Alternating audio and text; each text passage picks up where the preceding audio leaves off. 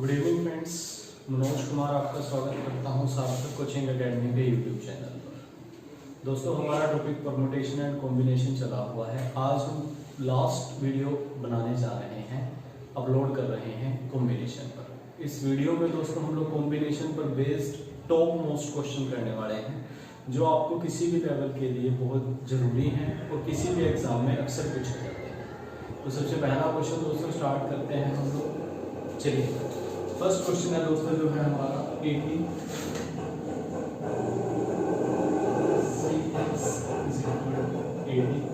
cx plus 2 आपसे पूछा गया है फाइंड x। ये जो पहला क्वेश्चन है दोस्तों, ये क्वेश्चन है आपका डायरेक्ट प्रॉपर्टी पर क्वेश्चन पूछा जाता है अक्सर। इसके लिए दोस्तों जो प्रीवियस वीडियोस हैं उसमें आपको कॉम्बिनेशन की कंप्लीट प्रॉपर्टीज करवाई गई हैं। आप उन प्रॉपर्टीज को देखिए। उन प्रॉपर्टीज को समझने के बाद ये क्वेश्चन बहुत इजी होने वाला है आपके लिए। प्रॉपर्टी क्या है मैं आपको बता देता हूँ। प्रॉपर्टी दोस्तों सिर्फ इतनी सी है कि अगर आपको NCA और NCB दोनों इक्वल दिए हैं, इसका मतलब क्या है कि कॉम्बिनेशन के केस में अगर दो चीजों को इक्वल दिया गया है तो आप लोग ये बोल सकते हो कि ये A और ये B। अगर मैं इन दोनों को जोड़ देता हूँ तो वो किसके बराबर होता है? N के बराबर होता है।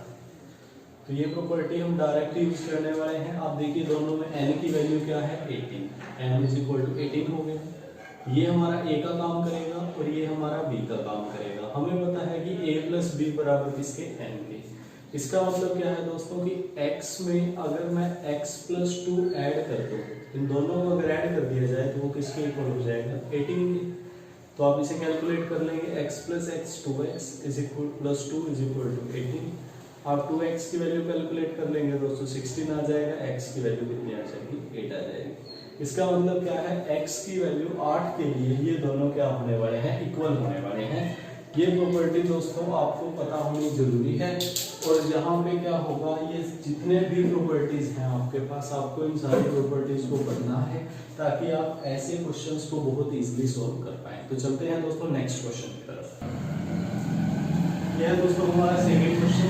कहता है कि इन हाउ मेनी वेज, कितने तरीकों से, इन हाउ मेनी वेज, इसका मतलब हो गया तरीके, कितने तरीकों से कैन ए क्रिकेट टीम, हमें एक क्रिकेट टीम की सिलेक्शन करनी है। उस क्रिकेट टीम के अंदर कितने प्लेयर्स हैं दोस्तों? 11 प्लेयर्स।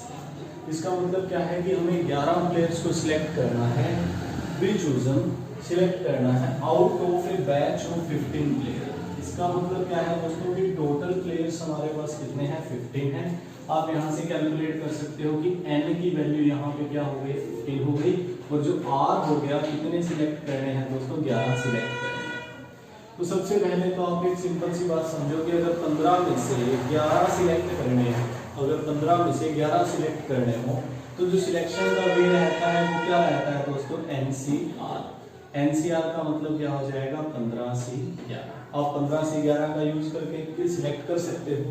इससे आगे दोस्तों आपसे 3 क्वेश्चन पूछे हैं। ये हो गया हमारा 15 से 11 तक जर्नल सी सिलेक्शन, जो आपको प्रीवियस वीडियोस में बहुत अच्छे तरीके से एक्सप्लेन की गई है। आप वीडियोस के लिंक मिलेंगे आपको डिस्क्रिप्शन बॉक्स में, आप वहां से लिंक लीजिए और इन वीडियोस को देखिए। हम इसके फर्स्ट पार्ट की बात करते हैं। इसका दोस्तों जो फर्स्ट पार्ट है वो क्या है? No restriction.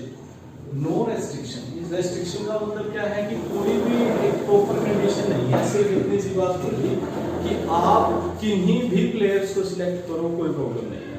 वो कोई भी 15 प्लेयर हो सकते हैं। तो आप देखो टोटल सिलेक्शन, नो रेस्ट्रिक्शन मतलब कोई प्रॉब्लम नहीं, कोई रेस्ट्रिक्शन नहीं। आप देखो नो रेस्ट्रिक्शन के केस में जो हमारा आंसर होगा वो क्या होगा? 15 से 11, कि 15 में से 11 कोई भी हो सकते हैं। जब हम दोस्तों सेकंड पॉइंट की तरफ चलेंगे, सेकंड पॉइंट क्या है? ए पर्टिकुलर प्लेयर, एक particular player is always chosen. इसका मतलब क्या है? एक प्लेयर फिक्स कर दिया गया दोस्तों कि आपको इसे तो सिलेक्ट करना ही करना है।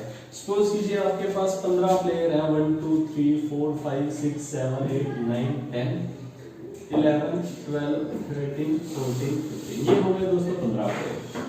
पहले केस पे क्या था? कोई रेस्ट्रिक्शन नहीं है, आप कोई भी सिलेक्ट करो। दूसरे केस में बोला है पर्टिकुलर प्लेयर ऑलवेज चूजन। इसका मतलब क्या है? एक प्लेयर जिसको आपको सिलेक्ट करना ही करना है। सपोज कीजिए मुझे एक नंबर को सिलेक्ट करना ही करना है, तो आप देखो ये तो कंपलसरी हो गया, तो कंपलसरी 1C1 हो गया, उसे सिलेक्ट करना है। तो आप 1C1 भी लिख सकते हो, आप सिंपल 1 भी लिख सकते हो कि वो तो आएगा आएगा। अब देखो अगर दोस्तों ये एक प्लेयर आ जाता है तो टोटल अब n की वैल्यू क्या हो गई हमारे लिए, एक कम हो जाएगा तो n की वैल्यू कितनी हो गई 14। आपको दोस्तों 11 प्लेयर सिलेक्ट करने थे और 11 में से एक प्लेयर सिलेक्ट हो गया है। इसका मतलब अब बचे हुए 10 प्लेयर सिलेक्ट करने हैं और वो 10 कितने में से सिलेक्ट होंगे, 14 में से। और 14 में से 10 सिलेक्ट करने का तरीका क्या है, 14C10।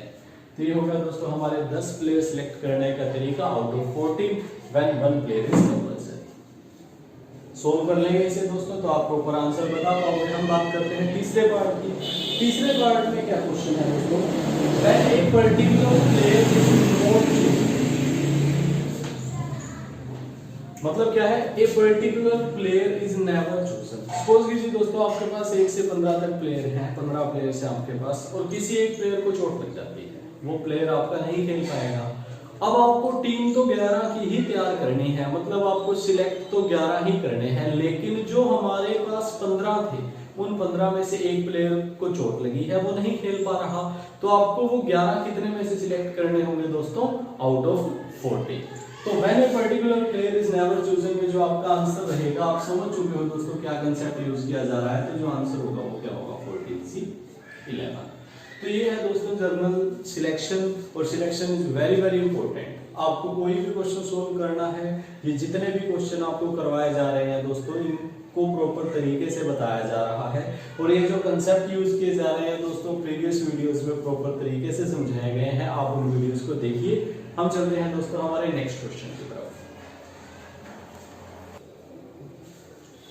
ये दोस्तों हमारा थर्ड क्वेश्चन है, what is the total number of ways, कितने तरीके से ऑफ सिलेक्टिंग 4 कार्ड, हमें 4 कार्ड सिलेक्ट करने हैं out of from the pack of 52 cards. हमारे पास टोटल 52 कार्ड्स हैं और हमें 52 कार्ड्स में से 4 कार्ड सिलेक्ट करने हैं। तो सबसे पहले आप सोचिए कि अगर आपके पास 52 कार्ड हो, 4 सिलेक्ट करने हो, तो सिलेक्शन का वे क्या रहेगा, 52C4। सबसे पहले तो जनरल से सिलेक्शन यूज करेंगे। अगर कोई भी रेस्ट्रिक्शन यूज नहीं होती या अगर कोई रेस्ट्रिक्शन नहीं लगाई होती, अब दोस्तों हो सकता है इसके ऊपर अलग अलग तरह से रेस्ट्रिक्शन लगाई गई हो, जैसा कि हमारे पास 2 केस पूछे गए हैं।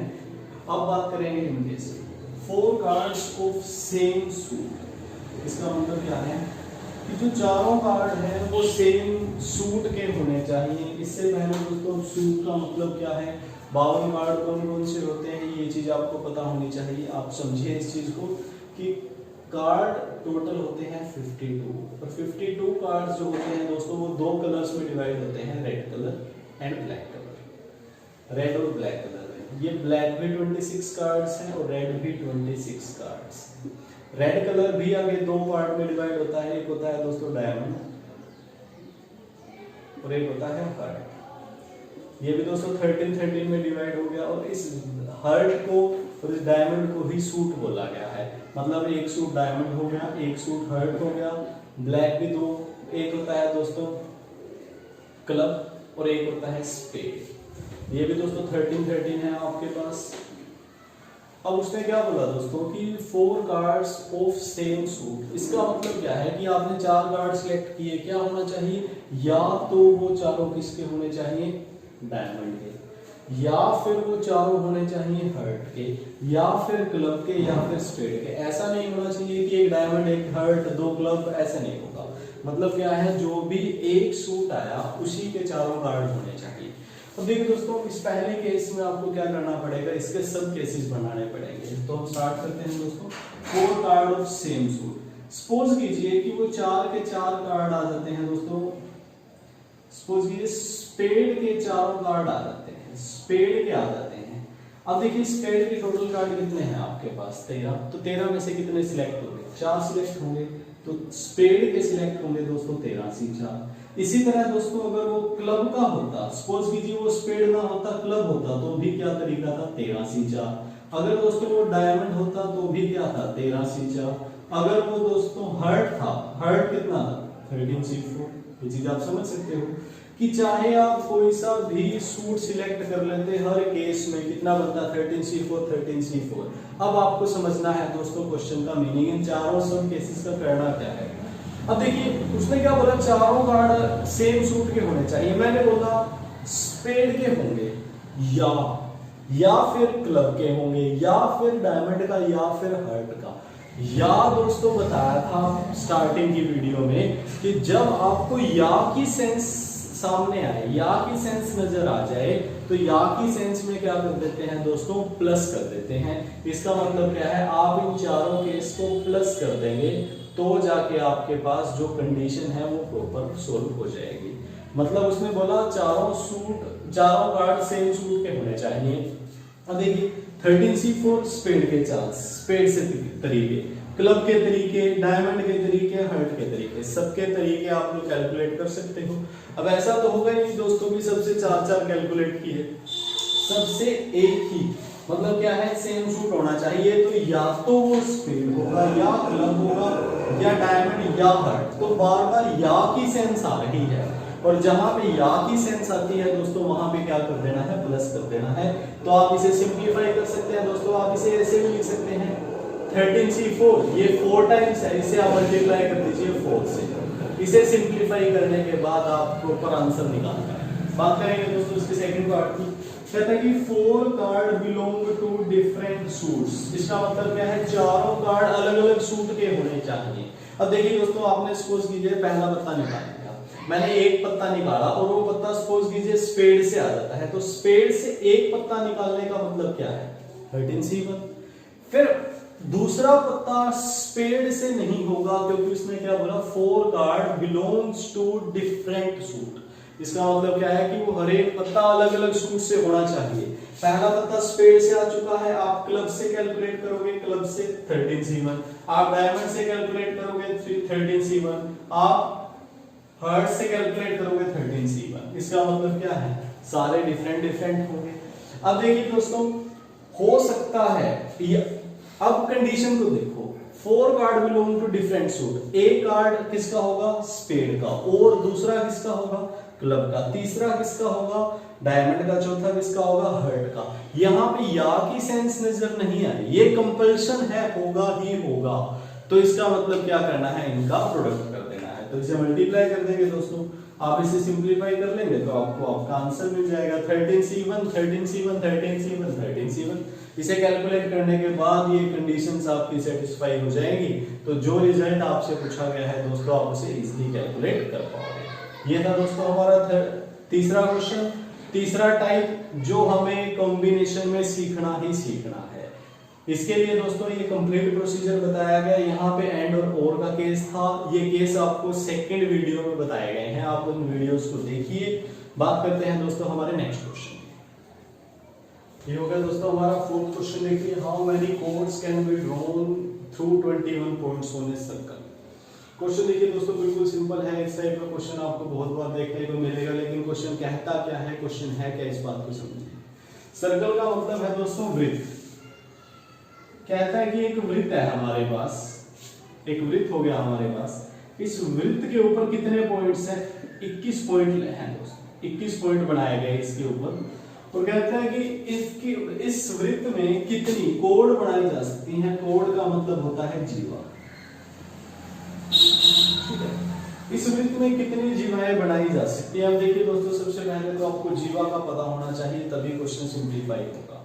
जीवा का मतलब क्या है, जीवा एक ऐसी लाइन है, कोड एक ऐसी लाइन है जो सर्कल के एक पॉइंट से शुरू होकर दूसरे पॉइंट पे जाती है। सर्कल के एक पॉइंट से शुरू होकर दूसरे पॉइंट पर जाती है, और कंडीशन क्या है, वो पॉइंट कहां पे होने चाहिए, ऑन द सर्कमफ्रेंस, मतलब परिधि पर होने चाहिए पॉइंट। वृत्त की ये जो देखिए बाउंड्री है, इसको बोला जाता है परिधि या सर्कमफ्रेंस, इसको बोला जाता है दोस्तों सर्कमफ्रेंस या परिधि, ठीक है। और कोड क्या है, वृत्त की परिधि पर स्थित 2 पॉइंट्स को आपस में मिलाने वाली रेखा जीवा कहलाती है। वृत्त की सर्कमफ्रेंस पर 2 पॉइंट को आपस में मिलाने वाली जो लाइन है दोस्तों, वो हमारी कोड कहलाती है। अब देखिए दोस्तों, अब कहता है कितनी जीवाएं बनाई जा सकती हैं। आप एक जरूरत से एग्जांपल से इस बात को समझे। मैंने बोल दिया वृत्त के परिधि पर दोस्तों मैंने 5 पॉइंट दिए, ठीक है। मैंने वृत्त की परिधि पर 5 पॉइंट ले लिए और मैंने बोला कि आप कितनी जीवाएं बना सकते हो। अब देखिए दोस्तों, ये अगर मैं इस पॉइंट से स्टार्ट करता हूं, सबसे पहले इस ए पॉइंट से स्टार्ट करता हूं, तो मैंने सबसे पहले इन पॉइंट्स का नाम रखा, तो सबसे पहली जीवा कौन सी बना सकता हूं मैं, ए ई बना सकता हूं। आप काउंट करेंगे, ए ई बना सकता हूं। फिर दोस्तों मैं ए डी बना सकता हूं, फिर बना सकता हूं दोस्तों मैं ए सी और देन ए बी। ये 4 जीवाएं बनी किस पॉइंट से, ए पॉइंट से। अब दोस्तों अगर मैं बी पॉइंट पे गया, मैंने सोचा कि अब चलो बी पॉइंट से बना के देखते हैं। बी पॉइंट से बनाऊंगा तो बी पॉइंट से सबसे पहले मैं क्या बना सकता हूं दोस्तों, सी पॉइंट पे B2C बनेगा, देन B2D बनेगा दोस्तों, फिर क्या बनेगा B2E। अब अगर मैं B2A की तरफ आऊंगा तो आप देखोगे कि B2A, तो आप देखोगे ए भी पहले ही आ चुकी है। अगर ए भी आ चुकी है तो अब आप बी ए नहीं लिख सकते, क्योंकि कॉम्बिनेशन क्या कहता है, ऑर्डर मैटर नहीं करता। अगर आप ए और बी की बात करने वाले हो, चाहे आप ए बी लिख लो चाहे आप बी ए लिख लो, एक ही बात है, क्योंकि कॉम्बिनेशन का मतलब है सिलेक्शन, और सिलेक्शन में ऑर्डर मैटर नहीं करता। ये बात क्लियर होनी चाहिए दोस्तों। फिर आप अगर सी पे आओगे तो सी से डी, तो सबसे पहले क्या बनेगा, सी डी, देन C2E।